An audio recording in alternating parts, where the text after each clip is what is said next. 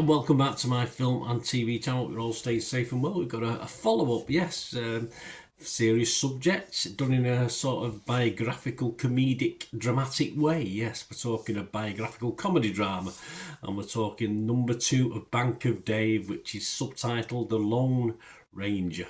Yes, you know, most of those guys need maths, don't they? And all the robbing they do and what they get away with, or what they, even now they still get away with stuff, don't they? But anyway, this is a little based on a truish story, of course, 104 minutes long. This is on Netflix. It's arrived on Netflix on the 10th of January 2025. I'm reviewing this on the 12th of January 2025. It's directed by Chris Foggin and written by Pierce Ashworth. As I said, it's based on a truish story, a little dramatic licence, of course, using this, as you'd fully expect. And it's 2 years after founding Britain's very first community bank, Dave Fishwick takes on an even more dangerous and formidable opponent than the big banks, payday loan companies. Yes, Dave recruits Jessica, an American investigative reporter, sort of, and Oliver, a local citizens advice counsellor, to his cause. Together they embark on a journey that will eventually take them to the US and help bring down an entire industry of predatory corporations. There you go. Even got a guy called Mancini in it as well. Yeah. Right, yes, more dodgy accents in this, and you can shake a hat at. American and, of course, Northern accents as well. They don't normally bother me, but I must admit I was struggling with this one. Another little plug, of course, for Turf Moor and Burnley. Come on, Burnley! Come on, Burnley! Up there, we call them other things over here in Manchester, but we'll not sully this review by saying that or telling you what that is. Sadly, unlike the original, this feels a little less polished in production, and the US dodgy accents added to the Burnley stroke Northern dodgy accents. So it don't usually bother me, but it did bother me in this. I thought it was all quite, I felt a little bit amateurish to me, the way it was done. You know, brave attempts on accents all round, and as I say, it's not something that normally bothers me, but unfortunately it did with this one. We've got a little romantic subplot as well in this, which is pretty awkward and adds little to the overall story. I'm not saying it wouldn't have been an awkward romance anyway, but just adds very little. It's just a bit, just makes it look even worse. Yes, of course, we want the good guys to win. That's what it's all about. But it all appears a little bit laboured over its runtime. And it does have its moments. It has its good moments as well. But as you'd expect in something like this, you get a feel-good factor with it.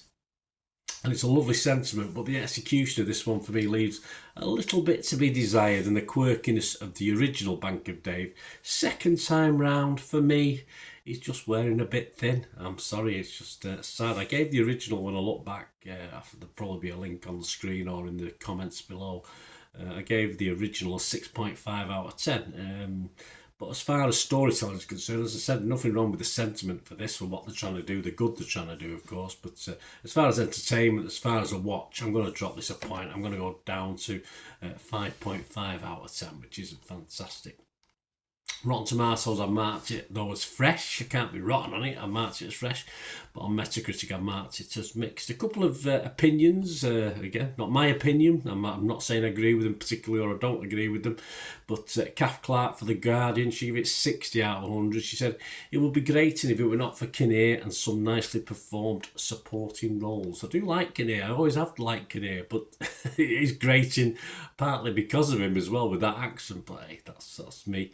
Robbie Colin from The Telegraph only gave it 40 out of 100 and said Ken Loach style didactic social realism is all well and good, but Lone Ranger looks as if it was shot on a block of processed cheese and written with a bucket and mop. I'll let you think on that one. I'm totally confused. But Robbie likes to wax lyrical, obviously.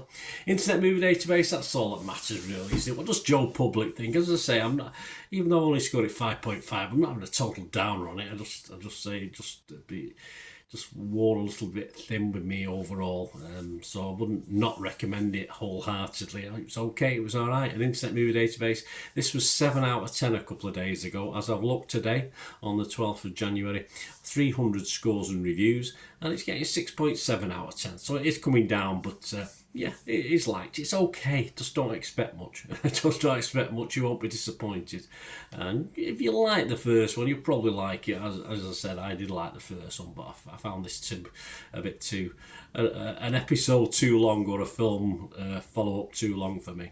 Let me know your thoughts, guys. It's great to hear them. It's all about opinions, isn't it? It doesn't matter. I try and give other people's as well as my own, and it's great to hear yours. So please let me know what you think.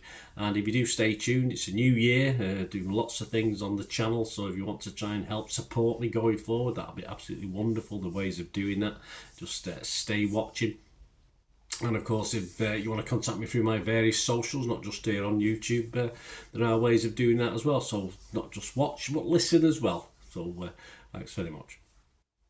Shout out before we go for my sponsors at the moment, P6505. They've got a little eBay shop. And they sell movie posters from the 1990s and 2000s. Some great films, some great actors. So please check the link in the comments section below, and you'll go straight to the shop. I dispatch everything between 24 and 48 hours, so if you see anything there, you want to order it, you can also mention my name. I mean, they are sponsoring me, so I do my little deal as well, so you can get 10% off if you buy anything. Just mention me, so say Bernard sent you, and they'll give you a 10% reduction on your order price. My thanks to P6505. If you're interested in sponsoring the channel yourselves, guys, supporting the channel by sponsorship, just let me know. My socials are on screen there, so just contact me about that and we can have a chat. Other ways to help me out, guys, if you watch the ads, if the ads on this YouTube ads, that helps in a very little way, but it all helps. All, you know, watch the pennies and pounds look after themselves, they say, don't they? Or the pennies or the 10p's look after themselves. But if you watch the ads or follow the links on the ads as well, that's always a nice way to support the channel. If you sort of hang on for it. I've done that. I watched other people's and followed the ads, something I fancied, which does happen from time to time.